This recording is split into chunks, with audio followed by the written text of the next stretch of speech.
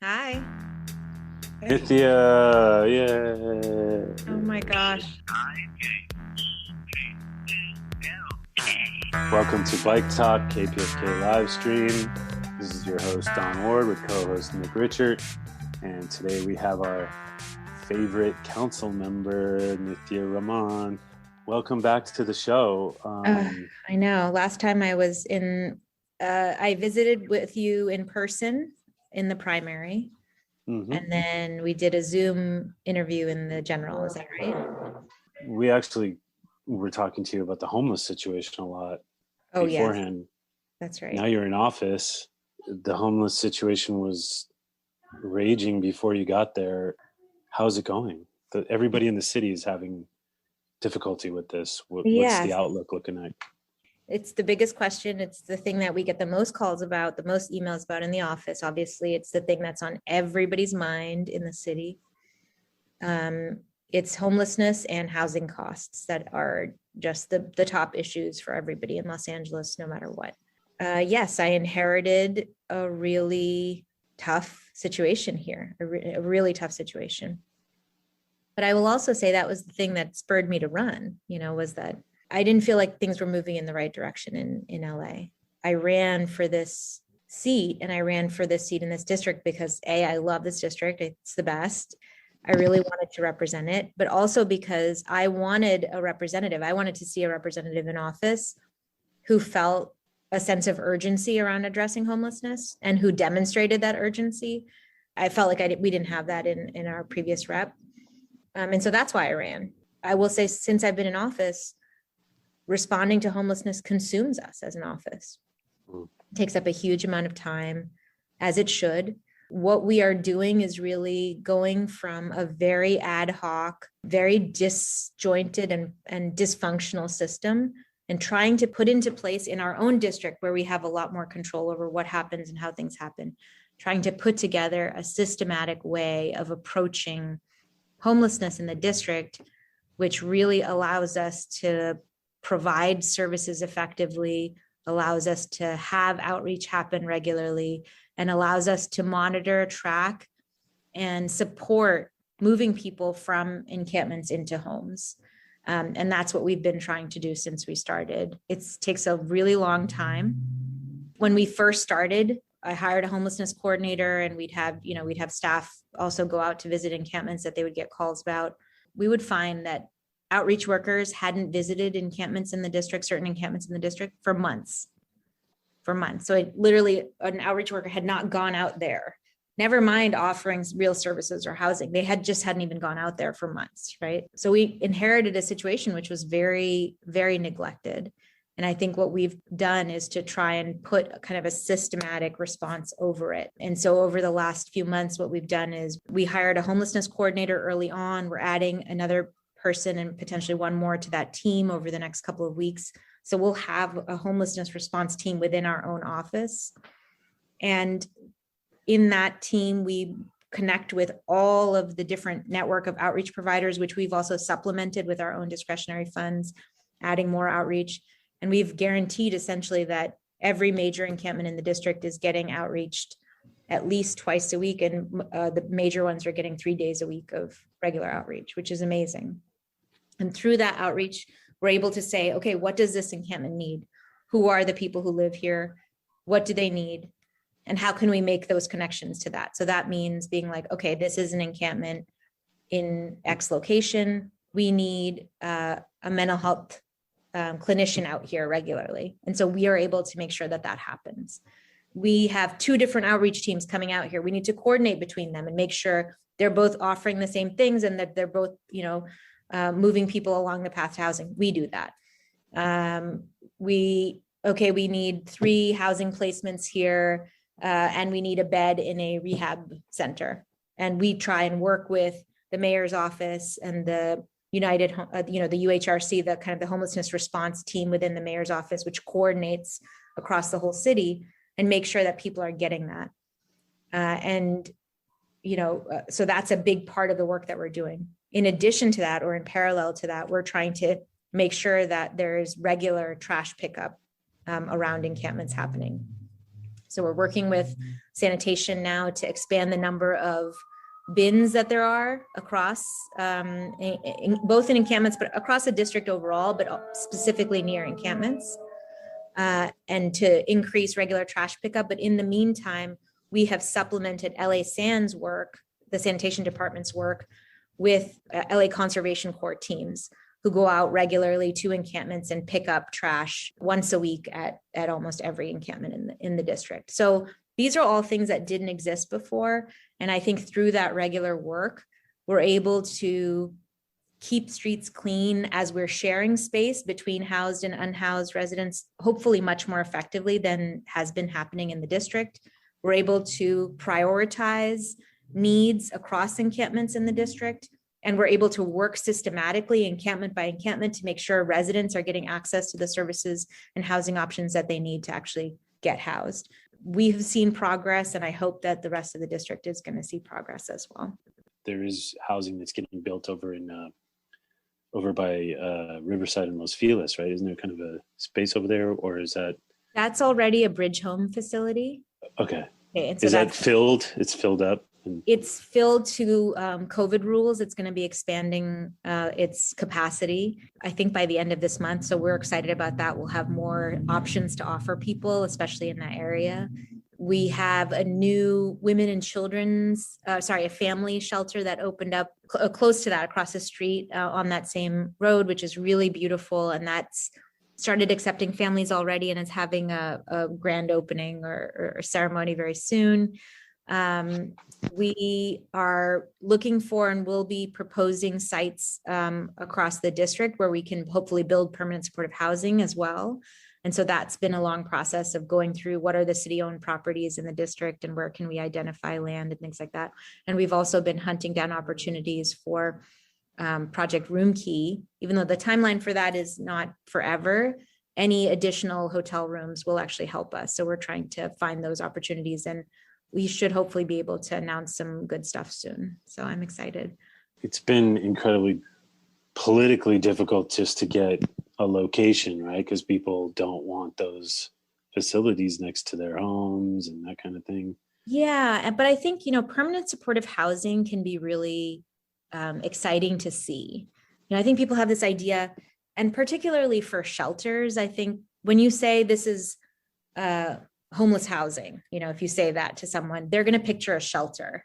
And I think sometimes people are afraid of shelters, for whatever reason. They say, oh, there's disorder around them, or there's people going in and out, and I don't want to live near something and I think for me, I've seen great, beautiful shelters that are incredible spaces, and I've seen ones that are not very well run. So I understand where people have that initial, a little bit of fear around those. And I hope that we can make headway on addressing those fears and showing them that the city of Los Angeles has really good shelters that are well run, that people want to welcome into their neighborhoods. But I think for permanent supportive housing, if you look at most permanent supportive housing units, you can't even tell that they are any different from any other apartment in a neighborhood. In fact, I found out years after I moved to Silver Lake that there was a permanent supportive housing facility near me, and I had never known. So I think these are, when you take people on a tour of what permanent supportive housing looks like, I think a lot of that opposition, I do think can go away. But I think the key to that opposition, or the key to thinking about it, is really just to be hopefully as transparent as possible about your plans for a site as early as possible. And that's what we're trying to do in the office, having conversations with neighbors to say, hey, this is what's coming. If you have questions, let's talk to you about what this could be and what it could look like and what kind of impacts it could have, and any questions that you might have, and giving them the opportunity to maybe go tour another site. And I think if we do that work, and also there's a lot of people who want facilities like this. I mean, the United Way has this program called Everyone In. And I don't know if you know about the Everyone In campaign, but they built this basically around HHH funding, and saying, we want people to say yes to HHH properties in their district, right? And so they did this big campaign to educate people about what is permanent supportive housing, why we want it, and trying to build up what I keep calling a community of yes. I want to hear from that community of yes. That campaign to me was very inspiring. They did a lot of great work in educating people. Everyone always asked me, what can we do on homelessness? And the most important thing for me is to be part of that community of yes. There are a lot of people who are excited to be part of that community. So it's not just that these places can create opposition, but it can also inspire people to create a movement to support it, and I'm hoping that that's what we see in our district as well. Because I did feel like, at least during the campaign, that there was a lot of enthusiasm for services and for housing. And so I'm hoping that we can translate that enthusiasm into more enthusiasm when we're actually proposing the projects. It seems like it's popping up pretty much everywhere. Homelessness. Yeah. There's a couple of things that I think have been happening, which I think have changed the way in which homelessness is playing out in the city.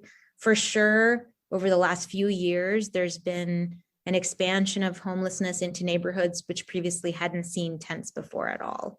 And so I do think there's a greater awareness of what it is and what's happening, everything that comes with that awareness, both the desire to help, which I think we've seen in so many neighborhoods, but also anger and fear and all of those things as well, right? So that's been happening across Los Angeles. But one of the things that I think has been really particularly acute over this last year is that there's been a visible increase in the size of some of the tents themselves because of the CDC guidelines around keeping people safe during COVID and making sure we weren't moving unhoused folks during a pandemic, which I think is absolutely the right call. But I do think that it resulted in, structures becoming larger. And so I think that led to a sense for a lot of people that homelessness was growing. But in the two places where community-led counts have happened, both in Hollywood and in the Mid-Wilshire area, Mid-City area, the number of people experiencing homelessness in those neighborhoods had not increased over this last year. Mm-hmm. So in Hollywood, they found that actually the unhoused population went down by 12% based on this community count. And then in the Mid-City area, that count, which used all the same methods as LAHSA always does for its annual homeless count, but it was just focused on one neighborhood. In Mid-City, they found that population of folks experiencing homelessness was about the same, maybe a small increase, but it was pretty much the same as the year before. Our investments over this last year, there's been a lot of investments in the city in adding shelter capacity and adding tiny homes and adding hotel rooms through Project Roomkey, which was the biggest intervention that the city made. I'm hopeful that adding to these resources has resulted in a decrease of people experiencing homelessness. We need to know more about what's happening, but hopefully we can build on that progress and do more of what has been working to either keep homelessness flat, but ideally to start actually seeing a decrease, which I would love to see. But yeah, sometimes I think it'll get worse before it gets better, the numbers, because of the economic devastation of the pandemic. And sometimes I think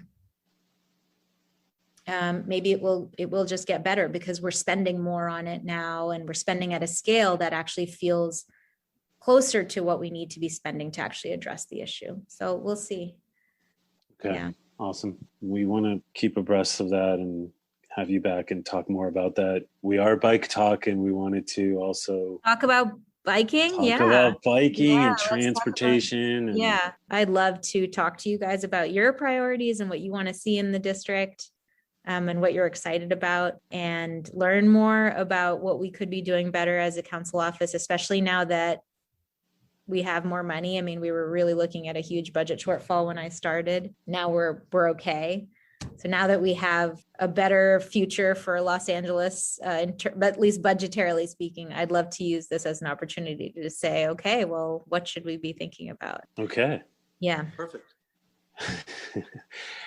We have a couple of politically easy projects.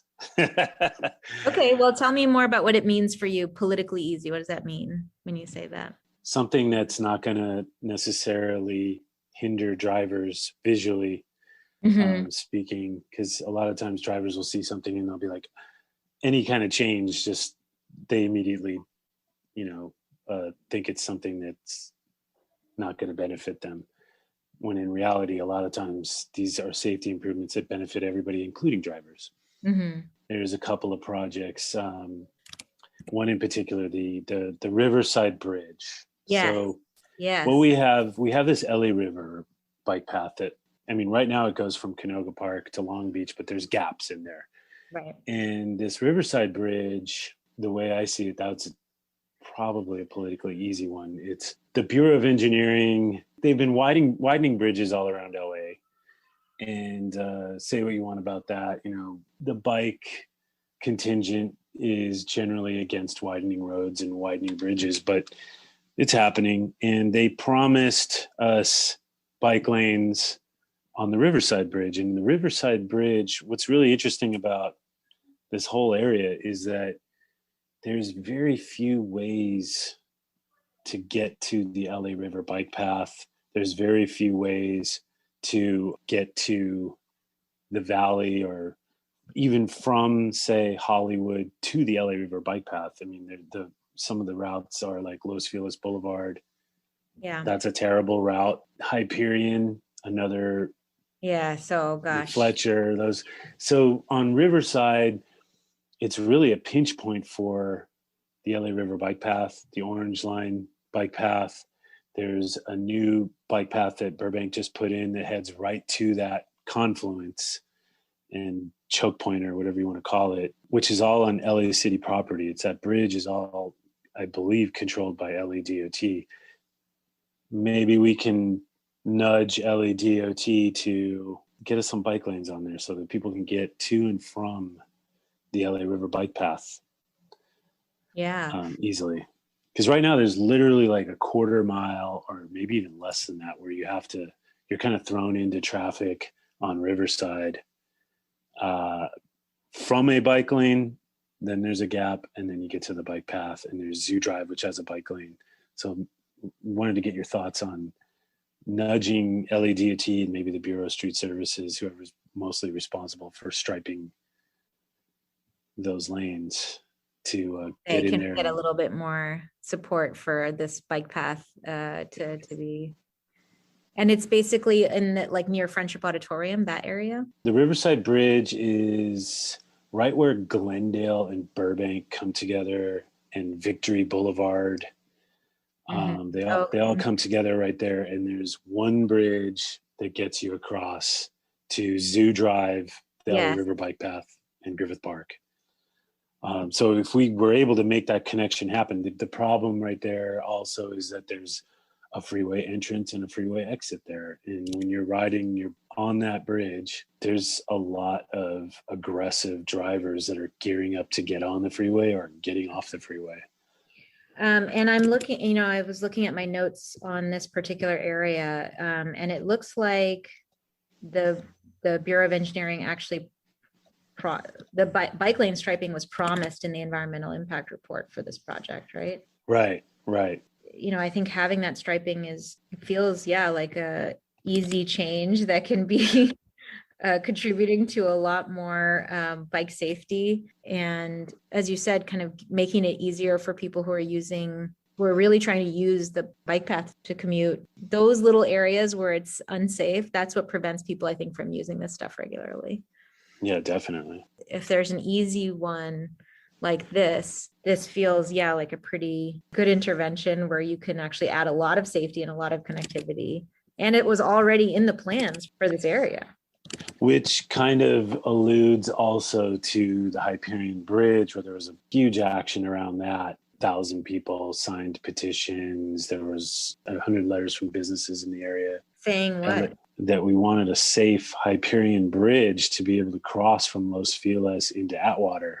Right. And that was like a 3-year or 4-year process. And the Bureau of Engineering promised us bike lanes on that bridge. They're going to remove a sidewalk, which is incredibly sad, but they did promise us bike lanes. And now it's sort of like, is this really going to happen? Because once again, the Bureau of Engineering promised us bike lanes on the Riverside Bridge, and they didn't come through. So a couple council members ago, Tom LaBonge worked really hard to make sure that sidewalk was going to get removed.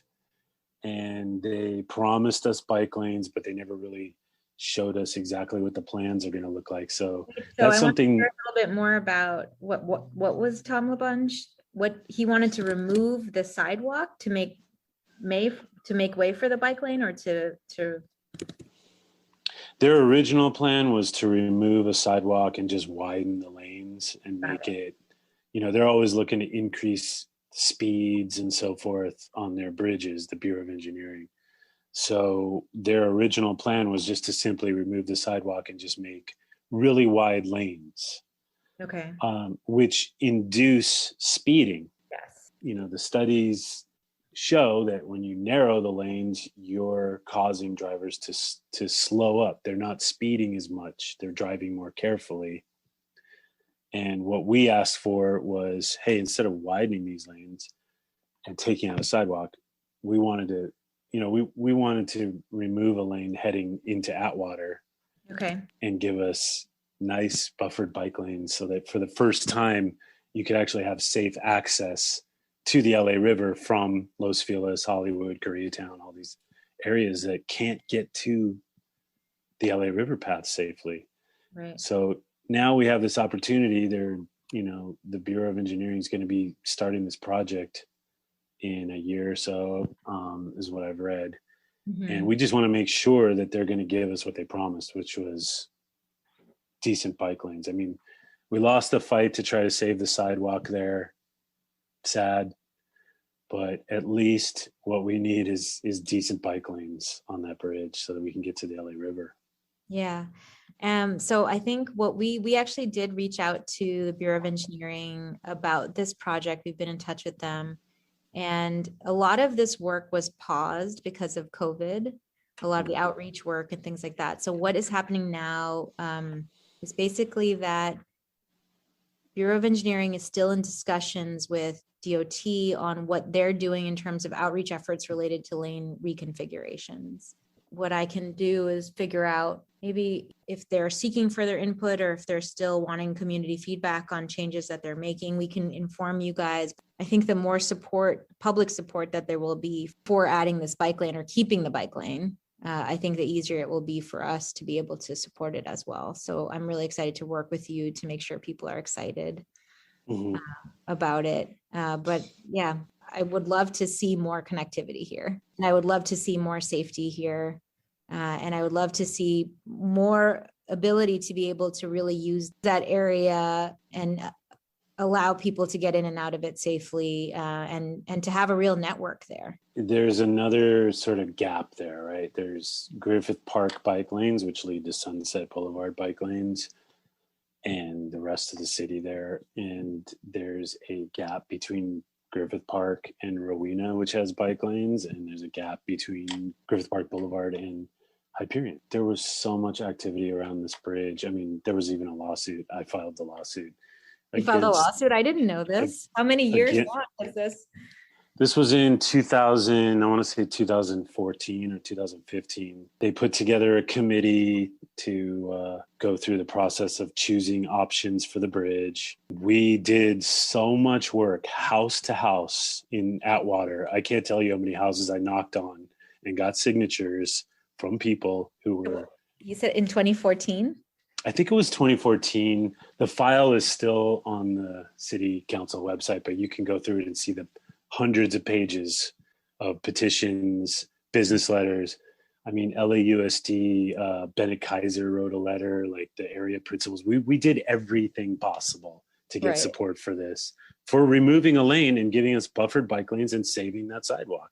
Yeah. And Tom LaBonge went out of his way to make sure that that sidewalk was going to get removed, and we weren't going to get our perfect bridge. Fine, he won, but at the end of the day, after the lawsuit and everything, the Bureau of Engineering promised us bike lanes on the bridge. So knowing that the Bureau of Engineering doesn't always come through on their word, we're kind of, Ryu didn't do anything; he just ignored it.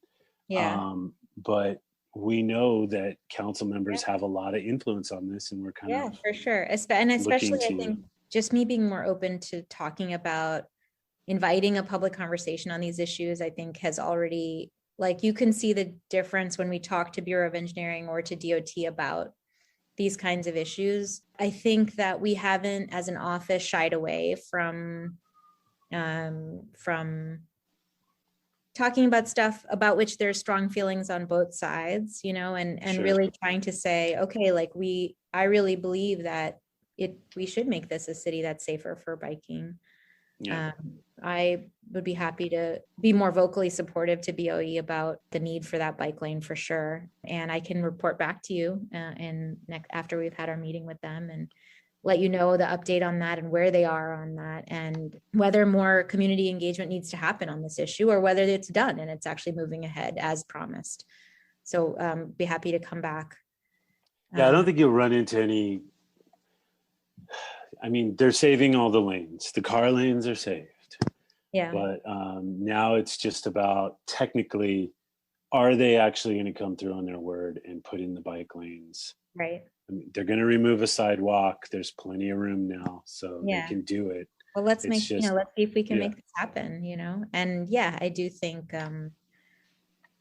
having someone who's I've expressed to them that I'm very, very excited about more connectivity. The conversation that we initially had, it was less about kind of the specifics around projects in the district, but more about saying, okay, these are the broad goals that I have for improving safety, improving the ability of cyclists to be able to get around, improving pedestrian safety.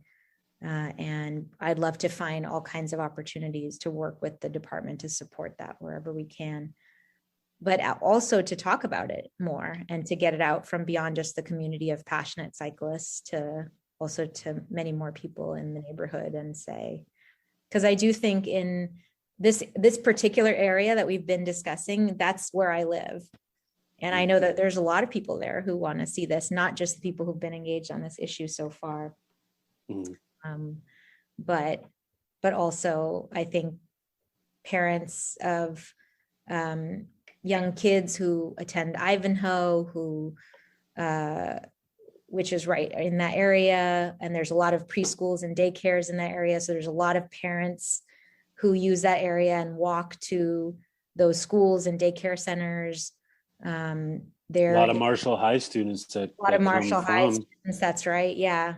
That was another controversy. It's like we're removing a sidewalk and forcing these students to either run across Hyperion, right, which Tom LaBonge did promise a crosswalk. Okay. That's another thing that's got to be put in there. I don't know. It's like, yeah, if we can see what the BOE's exact plan is, then we can really discuss it. Well, let's see if we can come back and have a conversation with more specifics about what the plans are. But the other piece that I really wanted to, I think it's a lot of young people, parents with young kids who are in that area who really would, I think, love to see an area which is much more safe for themselves and for their children. Yeah, and better connectivity between Atwater and Los Feliz. Because over the years, what they've done is made it harder. Decades. They've made it harder. They did that on purpose, I believe. They didn't. Why do you think they did it on purpose?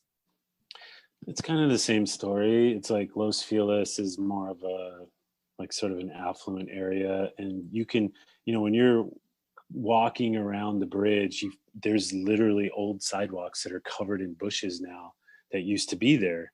There used to be a pedestrian right-of-way that now you can't walk on that sidewalk. That lack of maintenance, you think, was deliberate? I believe so, yeah. I've been in the area for 30, 40 years,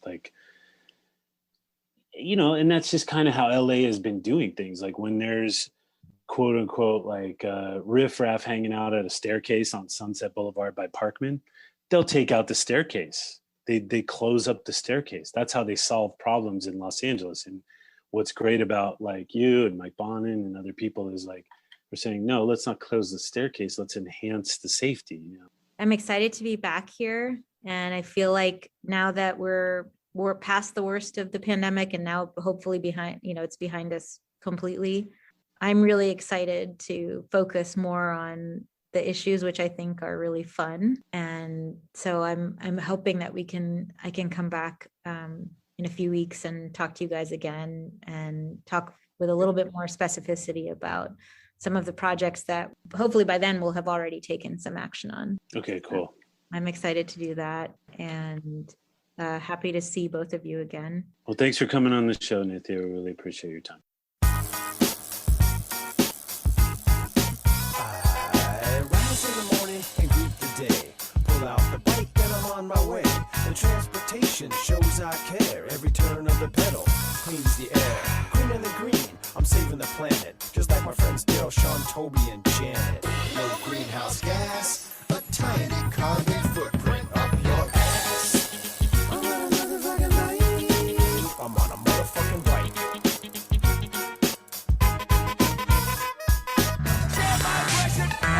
Thanks for listening to this episode of Bike Talk. If you want to hear more, go to kpfk.org, navigate to programs, and choose Bike Talk. On the Bike Talk page, click on the archives link to play or download shows posted in the last 4 months. Go to biketalk.com and copy or click on the RSS link to subscribe. Our Twitter handle is BikeTalkPFK. On Facebook, we are Bike Talk. You can become friends and join our group.